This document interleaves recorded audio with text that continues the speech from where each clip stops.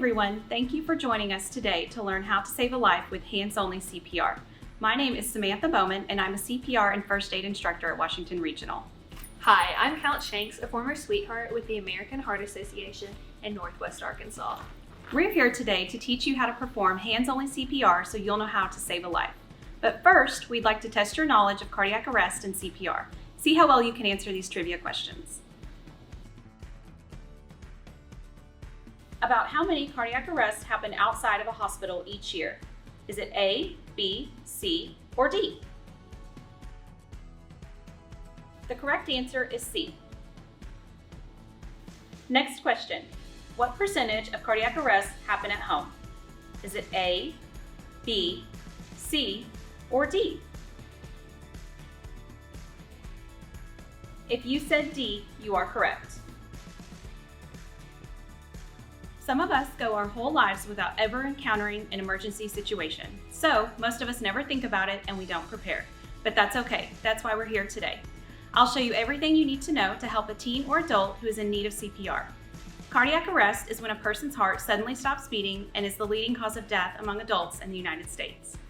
Over 350,000 Americans suffer out-of-hospital cardiac arrest every year, and about 90% of them die. If you ever need to perform hands-only CPR, it will most likely be on someone you love, a friend, or a family member. Since we just learned that 70% of cardiac arrests happen in the home, it's even likely that you'll have to use hands-only CPR in the comfort of your home. Hands-only CPR, especially performed immediately, can double or even triple a cardiac arrest victim's chance of survival. So if someone is in cardiac arrest, trying to help is always the best option. In the next few minutes, I'm going to walk you through the steps of CPR twice to make sure that you're comfortable with these steps to save a life. Let's say we've just arrived at a scene where an adult is lying on the ground. The first thing you should do is tap the person and shout something. Hey, are you okay? The victim might be gasping for air and unable to respond, or the person could be unconscious, and we better get some help. If you're alone, you'll have to call 911 yourself on speakerphone.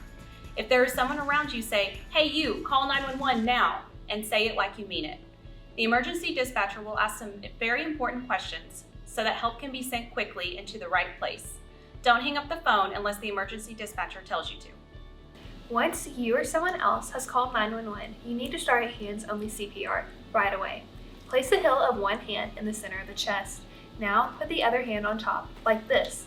Now keep your hands in the center of the chest and push hard, straight down. Make sure the chest moves down at least 2 inches.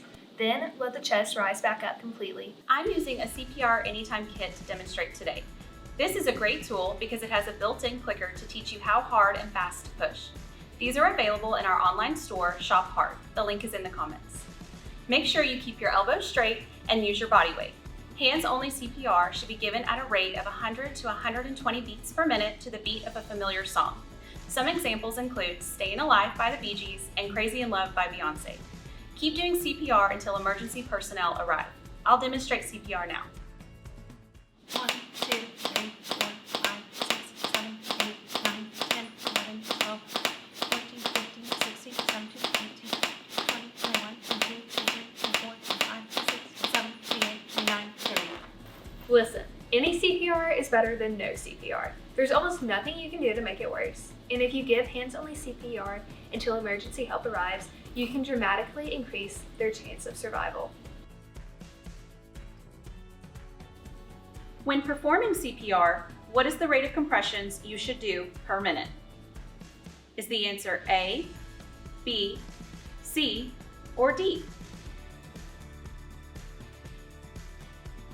The answer is C. If you guess C, you're right.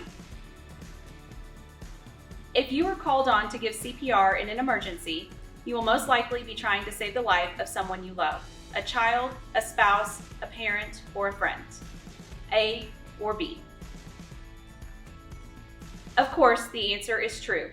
If you ever get a chance to perform emergency CPR, you are more likely to be using the skills on someone you're close to. Remember, cardiac arrest is when a person's heart suddenly stops beating. Over 350,000 Americans suffer out-of-hospital cardiac arrests every year, and about 70% of those happen in the home. Hands-only CPR can double or even triple a cardiac arrest victim's chance of survival. The first thing you should do is tap the person and shout something. Hey, are you okay? Then, if you're alone, you'll have to call 911 yourself. If others are around, have them call. Make sure you specify who it is so they know it's their responsibility. Hey, you in the blue shirt, call 911 now. Then start hands-only CPR right away. Place the heel of one hand in the center of the chest. Now put the other hand on top, like this. Now, keep your hands in the center of the chest and push hard, straight down. Make sure the chest moves down at least 2 inches. Then, let the chest rise completely back up.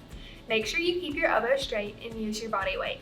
Hands-only CPR should be given at a rate of 100 to 120 beats per minute to the beat of a familiar song. Some other songs that fit this beat are Hips Don't Lie by Shakira or Walk the Line by Johnny Cash.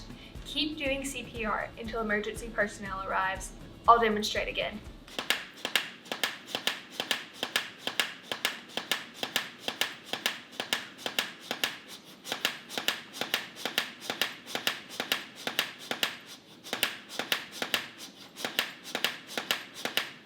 In just a few minutes, you've learned how to save a life with just the 2 simple steps of hands-only CPR. Call 911 and push hard and fast in the center of the chest. Remember, any CPR is better than no CPR.